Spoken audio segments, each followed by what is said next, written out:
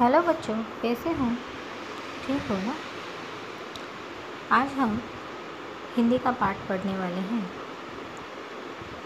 पाठ का नाम है नाखून क्यों बढ़ते हैं। प्रस्तुत वैचारिक निबंध में आचार्य हरिप्रसाद ने नाखून बढ़ने को पशुता का चिन्ह माना है। नाखून पशुता बुराइयों का प्रतीक है। आपका कहना है कि जिस तरह नाखून बढ़ने पर हम उसे काट देते हैं, ठीक उसी तरह यदि किसी में बुरी आदतें आए तो उन्हें त्याग देना चाहिए। देखते हैं इस वैचारिक निबंध में क्या कहा है आचार्य हरिप्रसाद जी ने। बच्चे कभी कभी चक्कर में डाल देने वाले प्रश्न कर बैठते हैं। अल्पज्ञ पिता बड़ा दयनीय जीव होता है। मेरी छोटी लड़की ने जब उस दिन पूछ लिया कि आदमी के नाखून क्यों बढ़ते हैं, तो मैं कुछ सोच ही नहीं सका। हर तीसरे दिन नाखून बढ़ जाते हैं, काट दीजिए। वे चुपचाप दंड स्वीकार कर लेंगे, पर निर्लज्ज अपराधी की भांति छूटते ही फिर जैसे के तैसे हो जाते हैं। आखिर ये इतने बड़े क्यों होते हैं? कुछ लाख ही वर्षों की बात है, जब मनुष्य जंगली था, वन मानुष जैसा। उसे नाखून की ज़रूरत थी। उसकी जीवन रक्षा के लिए नाखून बहुत ज़रूरी थे। असल में वही उसके अस्त्र थे। दांत भी थे, पर नाखून के बाद ही उनका स्थान था। धीरे धीरे वह अपने अंग से बाहर की वस्तुओं का सहारा लेने लगा। उसने हड्डियों के भी हथियार बनाए। मनुष्य धीरे धीरे आगे बढ़ा। उसने धातु के हथियार बनाए। इतिहास आगे बढ़ा। कभी कभी मैं हैरान होकर सोचता हूँ कि मनुष्य आज अपने बच्चों को नाखून न काटने पर डांटता है। वे रोज़ बढ़ते हैं। मुझे ऐसा लगता है कि मनुष्य अब नाखून को नहीं चाहता। ये उसकी भयंकर पाशवी वृत्ति के जीवन प्रतीक है। मनुष्य की पशुता को जितनी बार भी काट दो, वह मरना नहीं जानते। अगर आदमी अपने शरीर की, मन की और बाघ की अनायास घटने वाली वृत्तियों के विषय में विचार करे तो उसे अपनी वास्तविक प्रवृत्ति पहचानने में बहुत सहायता मिलेगी। मनुष्य की नख पड़ा लेने वाली जो सहजात वृत्ति है, वह उसके पशुत्व का प्रमाण है। उन्हें काटने की जो प्रवृत्ति है, वह उसकी मनुष्यता की निशानी है। मेरा मन पूछता है, मनुष्य किस ओर बढ़ रहा है? पशुता की ओर या मनुष्यता की ओर?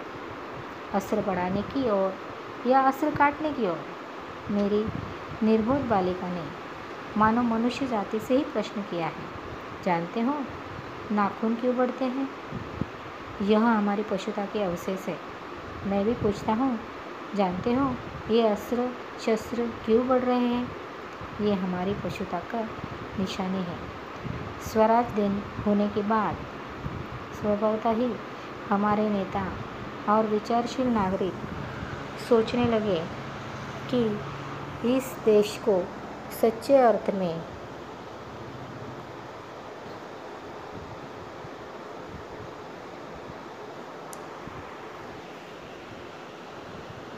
सुखी कैसे बनाया जाए। हमारी परंपरा महिमामयी और संस्कार उज्जवल है, क्योंकि अपने आप द्वारा लगाया हुआ बंधन हमारी संस्कृति की बहुत बड़ी विशेषता है। मनुष्य पशु से किस बात में भिन्न है? उसमें संयम है, दूसरों के सुख दुख के प्रति संवेदना है, श्रद्धा है, तप है, त्याग है। इसीलिए मनुष्य झगड़े टटे को अपना आदर्श नहीं मानता। गुस्से में आकर चढ़ दौड़ने वाला अविवेकी का बुरा समझता है। वचन, मन एवं शरीर से किए गए असत्याचरण को गलत मानता है। ऐसा कोई दिन आ सकता है जब मनुष्य के नाखूनों को बढ़ना बंद हो जाएगा। प्राणी शास्त्रियों का ऐसा अनुमान है कि मनुष्य का अनावश्यक अंग उसी प्रकार झड़ जाएगा जिस प्रकार उसकी पूंछ झड़ गई है। उस दिन मनुष्य की पशुता भी लुप्त हो जाएगी।